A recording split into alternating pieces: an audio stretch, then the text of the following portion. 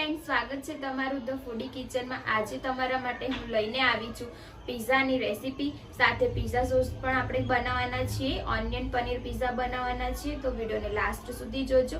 अने मारी चेनल ने सब्सक्राइब ना करी होय तो चेनल ने सब्सक्राइब करी देजो। तो चालो आपणे विडियो शरू करीए। पिज्जा बनाववा माटे सौथी पहेला आपणे पिज्जा सॉस बनावीशुं। एना माटे हूँ तमने सामग्री जणावी दઉં છું। आ सूकું लाल मरचું લીધેલું છે 2 નંગ જેટલા। आपणे ડુંગળી લીધેલી છે 2 નંગ સમારેલી। आ आपणे सॉस लीधेलो छे, टोमेटो सॉस लीधेलो छे। आ आपणे 2 नंग जेटला टामेटा लीधेला छे। आपणे जेटला टामेटा लઈએ तेटली डુંગળી लेवानी छे। अने आ लसणनी कड़ी लीधेली छे 10 जेटली। तो चालो आपणे शरू करीए।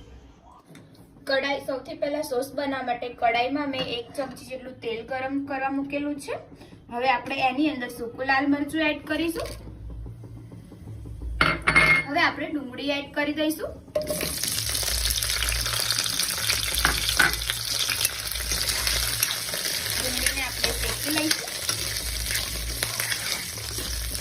હવે આપણે એની અંદર લસણની કળીઓ એડ કરી દઈશું। આપણે લસણ બહુ નથી નાખવાનું, કેમ કે બહારના આપણે જે સોસ આપણે ખાઈએ છીએ બહારના પિઝામાં એમાં પણ લસણનો ટેસ્ટ બહુ નથી આવતો, તેથી આપણે લસણ થોડું ઓછું નાખવાનું છે। ડુંગળીને આપણે સાતળવા દઈશું 2 મિનિટ માટે તેલમાં। પછી આપણે ટામેટા નાખી દઈશું। આ રીતના આપણે ફેરવી લઈશું। સરસ રીતે એને સાતળી લઈશું તેલમાં। આપણે એકદમ પરફેક્ટ અને બહાર જેવો પિઝા સોસ બનશે। હવે આપણે ટામેટા એડ કરી દઈશું।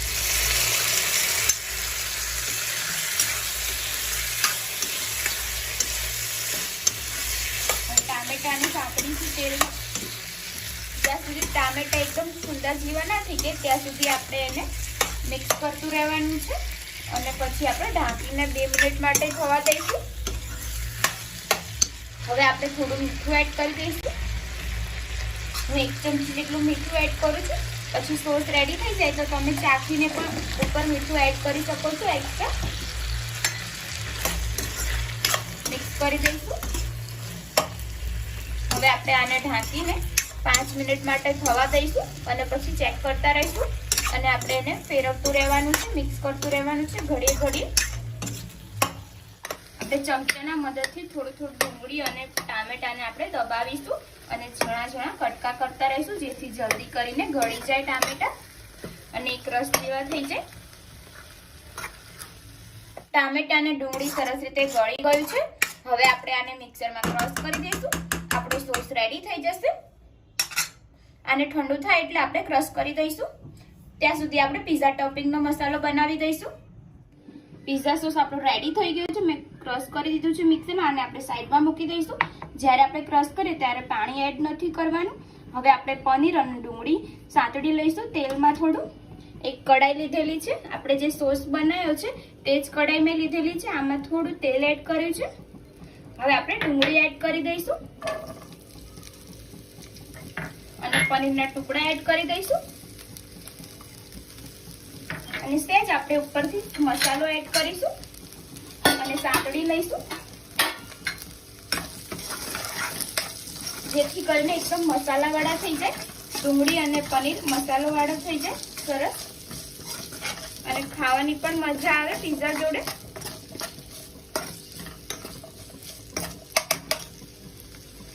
સેજ આપણે મરચું એડ કરીશું, સેજ હળદર એડ કરીશું, સેજ ધાણા જીરું એડ કરીશું, ગરમ મસાલો એડ કરીશું સેજ, અને સાતળી લઈશું। આપણે કાચું કાચું જ રાખવાનું છે। પિઝા ટોપિંગ તૈયાર થઈ ગયું છે, રેડી થઈ ગયું છે। આ પનીર અને ડુંગળી પિઝા બનાવવા માટે આપણી વસ્તુ રેડી થઈ ગઈ છે। પિઝા સોસ રેડી થઈ ગયો છે, કેચઅપ છે, ચીઝ લીધેલું છે, આપણે પિઝા ચીઝ લીધેલું છે આ, અને આ ટોપિંગ લીધેલું છે એ પણ રેડી થઈ ગયું છે। અને આપણે રેડીમેડ રોટલા લીધેલા છે પિઝાના। આ બધે ગમે ત્યાં તમે શોપ પર મળી શકે છે, ડેરીએ મળી શકે છે। તો ચાલો આપણે શરૂ કરીએ। સૌથી પહેલા આપણે પિઝા સોસ લગાવીશું।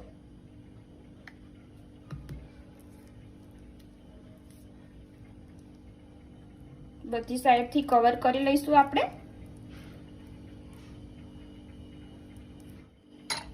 હવે આપણે જે ટોપિક બનાવી છે તે એડ કરી દઈશું.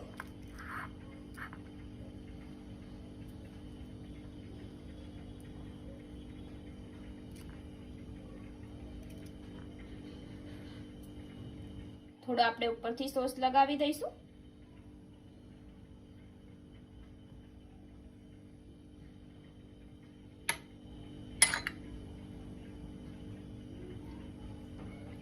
ઉપરથી આપણે ચીઝ છીણીને એડ કરી દઈશું.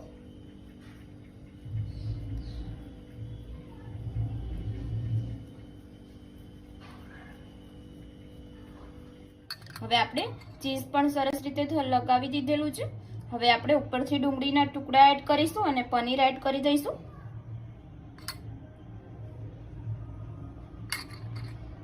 આવી રીતના આપણે બધા પીઝા બનાવી લઈશું.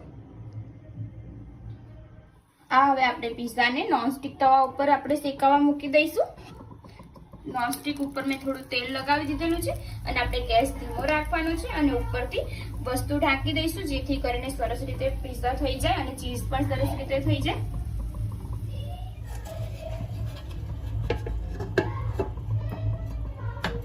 એકદમ ધીમો ગેસ રાખવાનો છે અને વરાળથી આપણે ગરમ થવા દઈશું જેથી ચીઝ પણ સરસ રીતે ગરમ થઈ જાય અને પીઝા પણ સોફ્ટ થઈ જાય.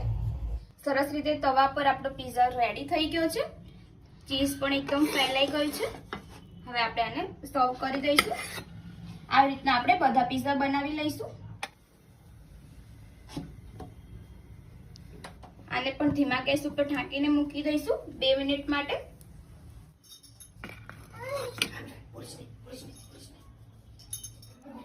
પીઝા આપણા રેડી થઈ ગયા છે. પનીર ઓનિયન પીઝા તમે જોઈ શકો છો. મેં પીસ પણ પાડી દીધા છે. જોવામાં પણ મસ્ત લાગે છે અને ખાવામાં પણ મજા આવશે. તમે ઘરે જરૂરથી ટ્રાય કરજો. એકદમ સરળ રીતે જ આપણે બનાવ્યા છે. જો તમને મારી આજની રેસીપી પસંદ આવી હોય તો વિડીયોને લાઈક કરજો, શેર કરજો, કમેન્ટ કરજો અને ચેનલને સબસ્ક્રાઇબ કરવાનું ના ભૂલતા. તો ચાલો આપણે મળીએ એક નવા વિડીયો સાથે. જય માતાજી, જય શ્રી કૃષ્ણ.